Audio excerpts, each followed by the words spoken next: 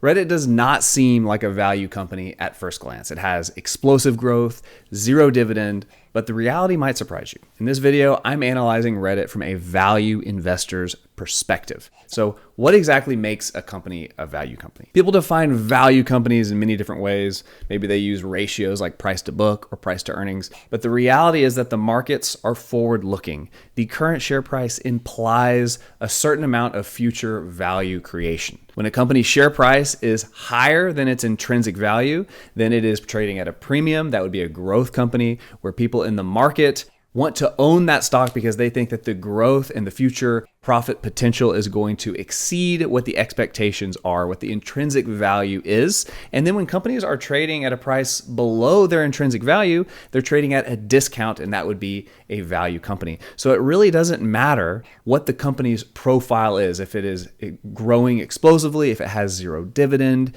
if they are shrinking in value. All that matters is that they're current share price is trading below their intrinsic value. Now, that is way easier said than done, of course. Like, how do you even find the intrinsic value of a company? And there's no way to know for sure without a crystal ball because, again, the value of a company is going to depend on how it performs in the future. The way I determine a company's intrinsic value is I use the consensus estimates for future performance. That comes from the company's own future guidance, and it comes from the professional analysts that make it their careers to analyze a certain company and try to predict with the most amount of certainty what are they likely to do in the future in terms of their revenue and in terms of their free cash flow. Free cash flow is the most important metric to me as a value investor because the free cash flow is the money that gets returned to shareholders. Free cash flow gets spent on dividends, share buybacks, growing the company organically, or mergers and acquisitions. It could also be used to pay back debt,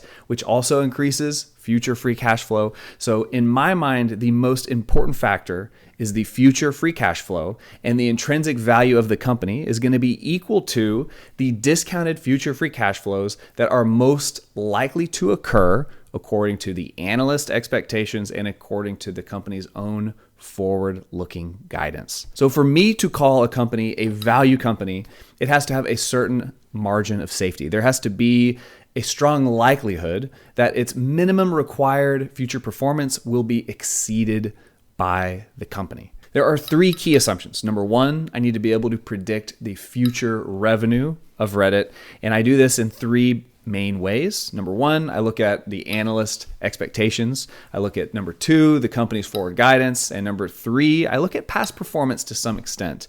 Now, past performance does not guarantee future performance, but if a company has been performing well in the past, then it is more likely to perform well in the future. The second big assumption is I need to be able to predict the company's future free cash flow margin. What percentage of their revenues are they going to be able to generate free cash flow? And once again, I use the analyst expectations and past performance once again for free cash flow margin. And then finally, the third major assumption is the discount rate. What is the minimum return on my investment that I want to achieve? And for my personal discounted free cash flow analysis, I use the equity risk premium plus the risk-free rate. So to take these one at a time, the risk-free rate is the return that I can get without taking any risk at all. So this would be a 10-year US Treasury bond. This is a little over 4% that I can get virtually risk-free. And then the equity risk premium is the additional return that I should expect for the risk of investing in stocks. And this number can vary quite a bit depending on what source you're looking at. I use alphaspread.com, and the equity risk premium is a little over 4% as well. So my discount rate is 8.35%. With these assumptions combined, we can calculate the discounted future free cash flow valuation of any company. So now let's do this for Reddit. This is my automated spreadsheet, which you can have access to for free in the description. The way this works is I type in the ticker and it automatically pulls information from the internet to create the future free cash flow model. So on this tab right here, this is where all of the relevant information is pulled from stockanalysis.com. In this tab, it is formatted into the applicable rows so that it's easy to perform the calculation. On this tab, this is where all of that information is pulled in and put into the discounted free cash flow equations. And then finally, that information is spit out onto my dashboard right here. So in order to make all that happen, I have to fill in these cells right here with my assumptions. So first, we type in Reddit's ticker. After typing in Reddit's ticker, first I want to look at the revenue growth. So in this first tab, I have annualized revenue growth for years 1 through 5. Here is the revenue growth for years 6 through 10, and then we have a perpetual revenue growth rate. So these 3 cells are the only cells I need to enter for future revenue projections. So the first way that I want to look at the projected revenue of Reddit is I want to go to stockanalysis.com and I want to use their forecast tab. This is where they aggregate many different analyst projections for a company. And if I scroll down, I can see right here. So we have an average case, a high, and a low. I'm going to copy this information and paste it into my spreadsheet. And we can see that the analysts believe that this company is going to be growing explosively. In 2026, 38% revenue growth on average. And going forward, it looks like we're averaging about 30% for the next 5 years, which is absolutely insane revenue growth. So like I said, I'm going to paste that information right here. The second source that I like to go to for future revenue and margin projections is Morningstar Equity Analyst Reports. I love going to Morningstar Equity Analyst Report because they do just very detailed breakdowns on where they're getting their numbers, how they're thinking about the company, whether it has a moat, where they see their fair value drivers, and what kind of risk and uncertainty do they see with a specific company. So I love Morningstar. Another important note is that these projections were made on February 5th, 2026. It's always important to look at the date of the forward projections because as new information comes out, the forward projections can be completely changed or invalidated if they were based on old information. So this is very relevant, new information, so I can feel confident that this is going to be very accurate. So in terms of revenue growth, Morningstar Equity Analyst reports an average of 29.2%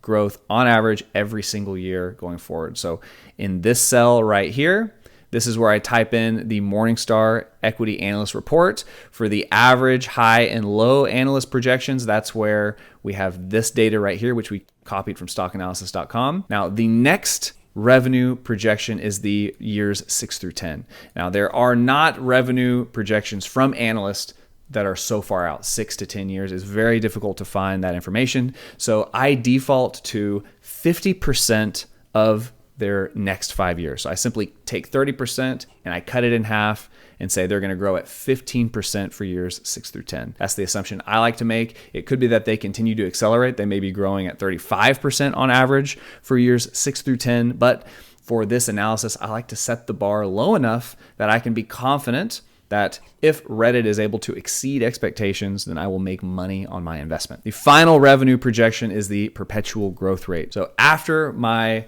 assumption period, which is 10 years, the company is going to either be sold at some point or it's going to perpetually perform into the future. I use a value equal to inflation because a company cannot outperform inflation for eternity because then it would eventually dwarf the entire economy. So I choose a value depending on how quickly a company is growing.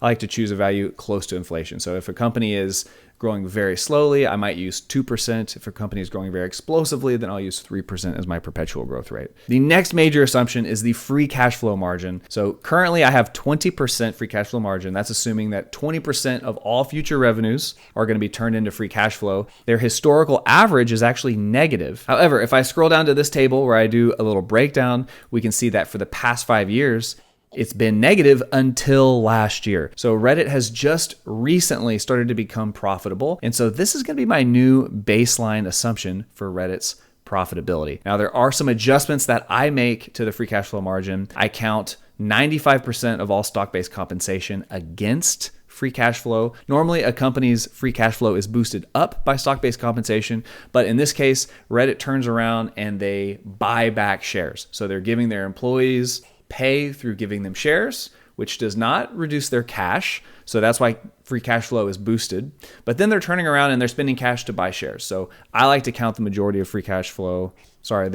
of stock-based compensation against free cash flow. So with those assumptions in place, the most recent free cash flow margin is 16.26%. However, Reddit has other spending that is geared towards growth, in my opinion. The most important thing I want to look at here is R&D. This is research and development. And we can see that over the past 5 years, Reddit has spent on average about 50% of their total revenue on research and development. So my question is, what percentage of R&D spending is contributing towards their future growth, and what percentage is required to maintain their current level of revenue? To answer this question, I'm going to look at a few different sources. This is their most recent quarterly report where they outline the components of their results of operation. And if I scroll down to research and development, this is how they define it. Research and development expenses consist primarily of employee-related costs, including salaries, benefits, and stock-based compensation for engineers and other employees engaged in research, design, and development of new and existing products. Research and development expenses also include hosting costs associated with internal research and development activities, as well as professional services, allocated facilities, and supporting overhead costs. So based on their description in here, I would say that a certain percentage of their R&D is growth, because they say they are developing new and existing products. And I would say that the new products are going to bring in future customers, whereas the existing products they need to maintain. Additionally, on their most recent investor presentation, this is where they describe how they are trying to grow their community. And the more people that are tuning in on Reddit, the more revenue they're going to get, because their primary business model is through advertising. The more people that participate, the more money they get. So how are they doing that? They are evolving search. The integration of AI and new entry points into Reddit search is driving more search volume and queries per user. This year, we're expanding AI-powered search to new languages. This is where some of the R&D budget is going. They're also scaling their use of large language models to improve content understanding and accelerated personalization. This way they can put the content in front of you that you are most likely to enjoy, thus improving your retention, which is going to be driving more revenue. This is another area where R&D spending is taking effect. They are growing their community and their ecosystem. We plan to expand communities and diversify our content ecosystem through a combination of product and marketing strategies. So right here in Q4, we launched Search Forward landing page for external search traffic. So all of these things are coming from their R&D budget, and it is bringing in more people, which brings in more revenue. So in my mind, there is at least a minimum percentage of the R&D that should be counted towards their free cash flow, because it's driving more free cash flow and more value for me into the future. So in this case, to set the bar sufficiently low, I'm going to give them credit for 10% of their R&D spending, and that brings their most recent free cash flow margin up to about 20%. So that is where I'm getting this 20% entry right here. This next cell is accounting for how much free cash flow growth we're going to see into the future. And to estimate free cash flow growth, I like to go back to the Morningstar Equity Analyst Report. Once again, on this table, they do not only project revenue growth, they also project EBITDA margin, operating margin, and net margin, as well as free cash flow to the firm margin. So if we look at the past 3-year average, we can see that in 2023, they had negative 17% operating margin. 2024, they had negative 43. And then finally, they were profitable this first year in 2025 at 20% operating margin. However, the average going forward for the next 5 years is 24%, and they are projecting growing margins throughout that whole 5-year period, ending at 28% operating margin. It's the same thing for EBITDA margin. That is earnings before interest, taxes, depreciation, and amortization. In 2025, they had 18.8, and then the Morningstar Equity Analyst team is modeling this margin increasing every single year, peaking again at 27.18. It's the same for net margin. Free cash flow margin to the firm is also showing a pretty dramatic increase, 10% free cash flow margin to the firm in 2025. And then that is going to be essentially doubling according to the Morningstar Equity Analyst team going into 2030. Now, you might be wondering, Brian, why are you showing a 20% free cash flow margin to the firm in 2025 when they're showing a 10%? Well, the way that they calculate free cash flow margin is likely going to be different than the way I do it. I take out stock-based compensation. I add back in a certain percentage of R&D. It's hard to say exactly how they are modeling their free cash flow margin to the firm. So the important thing, my big takeaway here, is that it's going from 10% in 2025, and they're showing that it's going to essentially double over the next 5 years. Morningstar is showing the free cash flow margin doubling. I'm not going to go that far. I'm just going to show a 1% increase to the free cash flow margin every year for the next 5 years. So in 2025, they're at 20%. In 2030, they're going to be at 25%. That's a 25% free cash flow margin growth. And with those assumptions in place, along with my discount rate, which we already talked about, according to the Morningstar revenue growth projections, I'm seeing a potential upside of 80%, or you could say an 80% margin of safety. So the My Projection cell right here is showing a fair share price of $251 per share, which gives me a cushion or a margin of safety of 80%. That you could see that as your potential upside on top of the 8% return, 8.35 every single year. So if these assumptions are correct and Reddit is going to either meet or exceed these expectations, then I should expect at least a return of 8.35% with an 80% margin of safety. If I use the analyst revenue projections, which is this spread of projections right here, the low side is a fair share price of $115 per share, which represents an 18% loss. And the highest analyst projections give me a 233% upside. In conclusion, what I'm seeing here from the analyst projections and the current free cash flow margin, as well as the projected free cash flow margin growth, if Reddit is able to just meet the analyst expectations, then there is a significant upside on the company. This company wasn't always a value stock because there is such a discount between the average analyst expectations and the current share price. That makes Reddit a value company right now. It is trading at a significant discount, and that was not always the case. In fact, there has only recently been this opportunity in the market. If I go to the 6-month time span, I can see that from 6 months ago, Reddit has dropped over a third of its total share price. If I look just January 13th, 2026, that's less than a month ago at the time that I'm filming this video, or it's exactly a month ago, Reddit has dropped by nearly 40%. It's almost lost half of its market share. So if I would have bought this company on January 13th, 2026, it would be at $258 per share.